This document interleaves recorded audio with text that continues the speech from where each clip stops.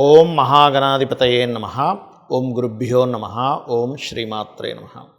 పరమేశ్వర స్వరూపమైనటువంటి జ్యోతిష, వాస్తు మరియు ఇతర అనేకమైనటువంటి శాస్త్రములను మనకు అందించినటువంటి మహర్షులకి నమస్కారం. హయగ్రీవ హయగ్రీవ హయగ్రీవేతియో వధేత్తస్య నిస్సరతే వాణి జహ్నుకన్యా ప్రవాహవత్. అరుణాం కరుణాతరంగితాక్షీం ధృతపాశాంకుశపుష్పభానచాపాం అనిమాదిభిరావృతాం మయూకైః అహమిత్యేవ విభావయే భవానీం. శ్రీమాత్రే నమః. ప్రేక్షకులకి ఆ లలితాంబిక అమ్మవారి యొక్క అనుగ్రహం పరిపూర్ణంగా కలగాలని మనస్ఫూర్తిగా కోరుకుంటూ మనం ఈరోజు చెప్పుకోబోయేటువంటి టాపిక్ ఏమిటి అంటే, అసలు ధన సంబంధించిన సమస్య ఎందుకు వస్తుంది, బ్యాంక్ బ్యాలెన్స్ ఎందుకు ఉండదు, నిలువధనం ఎందుకు ఉండదు, 4 రూపాయల జేబులో ఎప్పుడు ఉండకపోవడానికి కారణం ఏంటి, డబ్బులకి ఎందుకు ఇబ్బంది పడుతూ ఉంటాం, ఒక్కొక్క లగ్నం నుంచి, లగ్నం తెలియని వారి రాశి నుంచి నేను చెప్పేటువంటిది పాటించినట్లయితే ఖచ్చితంగా బాగుంటుంది. అదేవిధంగా మరి date of birth, time of birth కూడా లేని వారు చేసుకోవాల్సినటువంటి ముఖ్యమైనటువంటి పరిహారాలు ఏమిటి, మంత్రం ఏమిటి అనేటువంటి స్పష్టంగా చెప్తాను.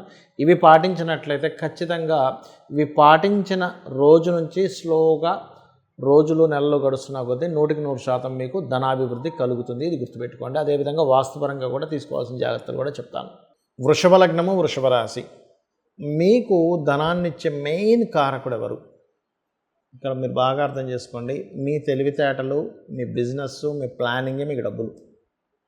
బికాజ్ ఆఫ్ మీకు 2nd and 5th లార్డ్ బుధుడు అవుతాడు. మీ వాక్కే మీ ధనం, మీ కమ్యూనికేషన్సే మీ ధనం. మీరు మాట్లాడే విధానంలో చేసే తప్పులే మీకు నిర్ధనంగా మారుస్తుంది. Because of 2nd lord is mercury, బుధుడు. ఈ బుధుడు ఎంత బాగుంటే మీకు అంత అద్భుతమైన ప్రణాళికలతో డబ్బులు వస్తాయి. బుధుడు పాడయ్యాడా ప్రణాళికలన్నీ తారుమారవుతూ ఉంటాయి. అంటే మీరు వృషభ లగ్నంలో జన్మించారు లేదా వృషభ రాశిలో జన్మించారు, డబ్బులు రావట్లేదు అంటే ఎక్కడో ప్రణాళిక తప్పుతుంది. ఇది గుర్తుపెట్టుకోండి. అయితే ఈ బుధుడు ఉన్న స్థితిని బట్టి గమనించుకొని మీరు ముందుకు వెళ్ళాలి. బుధుడు బాగున్నాడు, వ్యాపారాల్లో అద్భుతంగా రాణిస్తారు, ఇంకా అందులో తిరిగే లేదు. బుధుడు పాడైపోయాడు, క్లోజ్. మరి ఎలాగండి ఈ బుధుడు పాడవాలంటే దేంతో పాడే ఛాన్స్ ఉంటుందంటే ఎక్కువగా కుజుడు ద్వారా పాడవుతాడు బుధుడు. ఎందుకో డిఫరెంట్ ఎనర్జీస్ అవి. అందుకని ఏం చేయాలి, ఇంకో వేరే గ్రహాల ద్వారా కూడా పాడవుతాడు, అవ్వడం కాదు, కానీ కుజుడు ద్వారా ఎక్కువ ఛాన్సెస్ ఉంటాయి. కాబట్టి సుబ్రహ్మణ్యేశ్వర స్వామి ఆరాధన చేస్తూ ఉండాలి. కొన్ని సందర్భాల్లో మనకి వేరే శుభగ్రహాలు కూడా బ్యాడ్ పోర్ట్ఫోలియోస్ వచ్చి కూడా బుధుడిని పాడేస్తాయి. అది మన పర్సనల్ చార్ట్ బట్టి తీసుకోవాలి. అదేవిధంగా ఇక్కడ 2వ స్థానము, 5వ స్థానం, మరో లక్ష్మీ స్థానం కూడా బుధుడికే వచ్చింది. ఇది చాలా ముఖ్యమైనటువంటి పాత్ర పోషిస్తుంది వృషభ లగ్నం వారికి. ఇక ఒక్కోసారి ఎక్స్పెండిచర్స్, విపరీతమైన ఖర్చులు పార్ట్నర్స్ వల్ల కావచ్చు, జీవిత భాగస్వామి వల్ల కావచ్చు జరుగుతుందంటే మీకు కుజుడు పాడయ్యాడు. ఎందుకంటే మనం ఎంతసేపు సంపాదన మీద ఆలోచన పెడుతూ ఉంటాం, కానీ ఆ సంపాదన అనేటువంటిది ఒక కుండలో వేసే నీళ్లు లాంటిది అనుకుంటే, ఆ కుండకున్నటువంటి చిన్న చిల్లే మీ ఖర్చు లాంటిది. అయిపోతున్నాయండి, ఖర్చు అయిపోతున్నాయండి, కట్టేస్తున్నామండి, వాటికి లోన్లు కట్టేస్తున్నాం, వీటికి వడ్డీలు కడుతున్నాం, అక్కడే మొత్తం మీకు ప్రాబ్లం వస్తుంది. అంటే ఏంటి, మీరు మీ జీవిత భాగస్వామి యొక్క సహకారం కరెక్ట్గా ఉంటే ఖర్చు అవ్వదు. సహకారం పాడైంది, సప్తమాధిపతి పాడయ్యాడు, ఖర్చు ఎక్కువ అవుతూ ఉంటుంది వీరికి, పర్టికులర్గా వృషభంలో జన్మించిన వారికి. లేదా ఒక్కోసారి జీవిత భాగస్వామి చేసిన అప్పులను వీళ్ళు కడుతూ ఉంటారు. అయితే వృషభ లగ్నం వారికి ఉన్న గొప్ప ఇదేమిటంటే, వీళ్ళు అప్పును కంట్రోల్ చేసే యోగం ఒకటి ఉంటుందండి వీళ్ళకి. అద్భుతం అది. ఎందుకంటే 1 and 6th లార్డ్షిప్ కదా, అందుకని.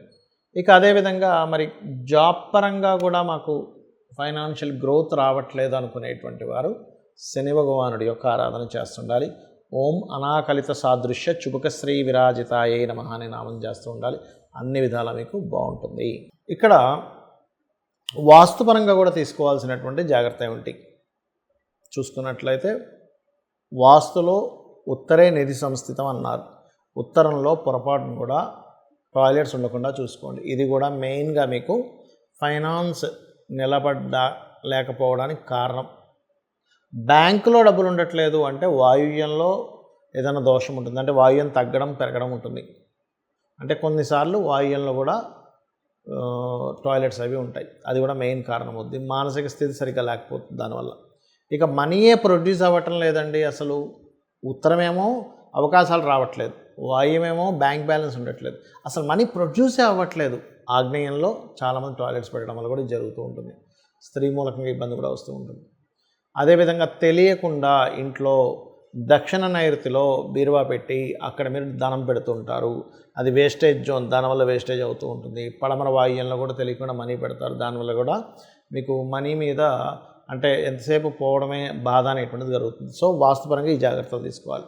ఇక మరొక విషయం ఏంటంటే, ఇక్కడ నాకు జన్మజాతకం లేదు, ఏమీ లేదు, కానీ విపరీతమైనటువంటి ధన ఇబ్బంది పడుతున్నాను అనుకునేటువంటి వారు, ఒకటి ఓం ధనాధ్యక్ష ధర్మాధ్యక్ష ధనధాన్య వివర్ధనీయ నమః, ఒకటి ఓం సంపత్కరీ సమారూఢ సింధుర వ్రజసేవితాయే నమః, ఈ రెండు చేసుకోవచ్చు. అలా కాదు, ఫైనాన్స్ వల్లే నాకు గొడవలు ఎక్కువగా అవుతున్నాయి, ఆ గొడవలు తగ్గాలి, ఫైనాన్స్ రావాలి. కొంతమంది చూడండి, డబ్బులు ఎవరికో ఇచ్చారు, వాళ్ళ వల్లే బాగా గొడవలు అవుతూ ఉంటాయి. అలాంటప్పుడు 2 మంత్రాలు చేసుకోవాలి. అదేమిటి అంటే, ఓం నవవిద్రుమ బింబశ్రీ న్యక్కారి రతనచ్చదాయే నమః, గుర్తుపెట్టుకోండి. అదేవిధంగా ఓం అపర్ణాయ నమః చేసుకుంటే అప్పులు కూడా తగ్గుతాయి. అయితే మనకి చూడండి, కొన్ని మనకి వీడియోల్లో చెప్తూ ఉంటారు, చాగంటి వారు కానీ సామవేదం వారు కానీ మనకు వీడియోలో వస్తుంటాయి, లక్ష్మీ స్థానాలు ఇవి లక్ష్మీ స్థానాలు. అవేమిటి అసలు? ఆ లక్ష్మీ స్థానాలు అయితే వాటిని ఏం చేసుకోవాలో చెప్తానండి. ఫస్ట్ ఒకటి ఆవు వెనుక భాగము అంటూ ఉంటారు. అంటే ఆవు వెనక భాగం అంటే ఏం చేయాలండి? లక్ష్మీ స్థానం అంటే ఆవు వెనక భాగాన్ని దండం పెట్టుకోవాలి, నమస్కరించుకోవాలి. ఇలాగా ముందు భాగాన్ని నమస్కరించుకోకూడదు. ఆవు వెనక భాగాన్ని నమస్కరించుకుంటే లక్ష్మీ అభివృద్ధి వస్తుంది. ఎందుకు అంటే, గోవు దగ్గరికి లక్ష్మీదేవి వెళ్ళినప్పుడు గోవు ఇచ్చినటువంటి స్థానం అది. అందుకే ఆవు వెనక భాగంలో లక్ష్మీ స్థానము, ఆవు యొక్క మయంలో కూడా లక్ష్మీ ఉంటుంది అంటారు. రైట్. ఇక రెండవది ఏంటి? ఏనుగు కుంభస్థలము అంటూ ఉంటారు. ఏనుగు కుంభస్థలంలో ఉంటే ఏమిటండి అంటే, ఏనుగు కుంభస్థలాన్ని కూడా దండం పెట్టుకోవాలి, అది లక్ష్మీ స్థానం. అంటే ఏమిటి? ఇవన్నీ ఇంద్రుడికి సంబంధించినటువంటిది. ఇంద్రుడు ఏనుగు ఐరావతం అంటారు, మీకు తెలుసు కదా. అందుకే ఇంద్రుడు ఐరావతం మీద తిరగడం అది జరుగుతూ ఉంటుంది. అదేవిధంగా మారేడు దళం. మరి మారేడు దళం అంటారు కదండి, లక్ష్మీ స్థానం అంటుంటారు, మారేడు దళంలో ఉంటుంది అంటారు కదా. ఏం చేయాలి అంటే, మారేడు దళంతో ఈశ్వరుణ్ణి గనక పూజించినట్లయితే లక్ష్మీ సిద్ధిస్తుంది. వెంటనే ఏమంటారంటే చాలామంది, ఏమండి మాకు తెలిసిన వాళ్ళు చాలామంది చేస్తున్నారు, కానీ వాళ్ళు ఏం పెద్దగా కోటీశ్వరులు అవ్వలేదండి అని వెంటనే చెప్తూ ఉంటారు. కానీ ఇక్కడ ఏమిటంటే, లక్ష్మి అంటే కేవలం నోట్ల కట్టలు మాత్రమే కాదు అనే విషయాన్ని మనం అర్థం చేసుకోవాలి. సంతాన లక్ష్మి, మంచి సంతానం ఉంటే అది లక్ష్మి, సౌభాగ్యలక్ష్మి, ధనలక్ష్మి, ధాన్యలక్ష్మి, విద్యాలక్ష్మి. అంటే ఏమిటి? మీకు ఒక మంచి విద్య ఉంది, అది కూడా లక్ష్మే. మంచి ధాన్యం ఉంది, లక్ష్మియే. ఆరోగ్యం ఉంది, అది కూడా లక్ష్మియే. అసలు లక్ష్మి అంటే అర్థం ఏమిటంటే గుర్తింపు. మీలో ఉన్నటువంటి టాలెంట్ మీరు గుర్తించి దాన్ని అభివృద్ధి చేసుకుంటే అదే లక్ష్మి. గుర్తుపెట్టుకోండి, మనలో ఉన్న టాలెంట్ మనం ఫస్ట్ గుర్తించాలి. లక్ష్మి నా రూపంలో ఏ రూపంలో ఉంది నా దగ్గర, ఆ రూపాన్ని గుర్తించడమే లక్ష్మి. రైట్. అదేవిధంగా పద్మంలో లక్ష్మి ఉంటుందంటారంటే ఏం చేస్తారు అంటే, పద్మాలతో లక్ష్మీదేవిని అష్టోత్తరం చేస్తూ పూజిస్తే లక్ష్మీ అభివృద్ధి. పద్మాలతో హోమం కూడా చేస్తారు. పద్మముకు ఉన్నటువంటి స్థితి ఏమిటి మనం అర్థం చేసుకోవాలి. ఎందుకు పద్మానికి? పద్మం వాటర్లో ఉంటుంది, బయటికి చక్కగా విచ్చుకొని ఉంటుంది. కిందని చూస్తే, దాని కాడ కింద చూస్తే మొత్తం అక్కడంతా నాచు బురద ఉంటుంది. అంటే ఏమిటి? ఇక్కడ మనం అర్థం చేసుకోవాల్సింది ఏమిటి? నువ్వు నీ చుట్టూ ఉండేటువంటి పరిసరాలన్నీ ఎలాగున్నా సరే నీ యొక్క బుద్ధిని వికసించుకున్నట్లయితే, ఇది వికసించుకోవడం ఇలా వికసించుకొని ఉంటుంది. నువ్వు ఎక్కడున్నా సరే నీ బుద్ధి వికసించుకున్నట్లయితే లక్ష్మి వచ్చి అక్కడ కూర్చుంటుందని దాని అర్థం పద్మం అనేటువంటిది. అలాగే 5వది శ్రీ పాపిట అంటూ ఉంటారు. అంటే ఈ భాగం లలితా సహస్రనామాల్లో ఒక నామం ఉంటుంది, శృతి సీమంత సింధూరి అనేటువంటి ఒక నామం ఉంటుంది. అంటే ఏమిటి? అమ్మవారి యొక్క సంబంధించిన లలితా సహస్రనామాల్లో అమ్మవారి పాదధూలికి సంబంధించిన ఈ పాపిడికి సంబంధించిన నామం అది. అంటే ఇక్కడ మనకి లలిత సహస్రనామాల్లో మరో నామం కూడా ఉంటుంది, సహస్రారాంబుజారూఢ సుధా సారాభివర్షిణి అని. అంటే ఏమిటి? సహస్రారంలో కూర్చొని అమ్మవారు సుధాసార వర్షాన్ని కురిపిస్తుంది. అంటే ఇక్కడ ఉన్నటువంటి అమ్మవారు ఇక్కడ ఉందంటే దాని పాదాలు ఎక్కడ ఉంటాయి? ఇక్కడ ఉంటాయి.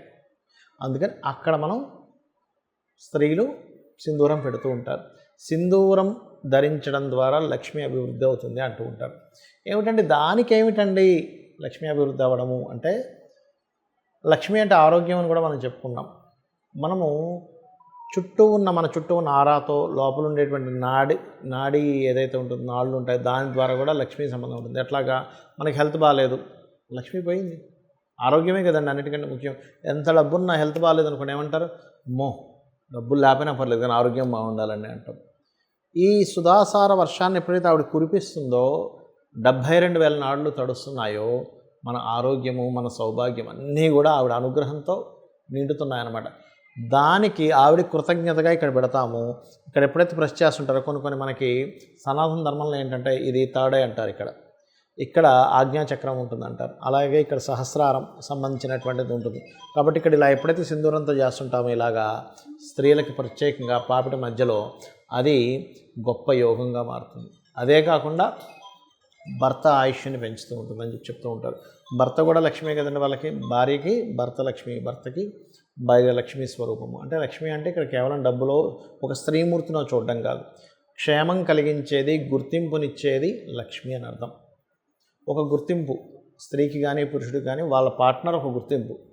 ఈ రకంగా ఇవి చేసుకుంటూ నేను చెప్పినటువంటిది ఒక్కొక్క లగ్నానికి ఏదైతే చెప్పానో ఇవి చేస్తూ మీరు లక్ష్మీ అనుగ్రహం పరిపూర్ణంగా పొందాలని మనస్ఫూర్తిగా కోరుకుంటూ శ్రీమాత్రే నమః.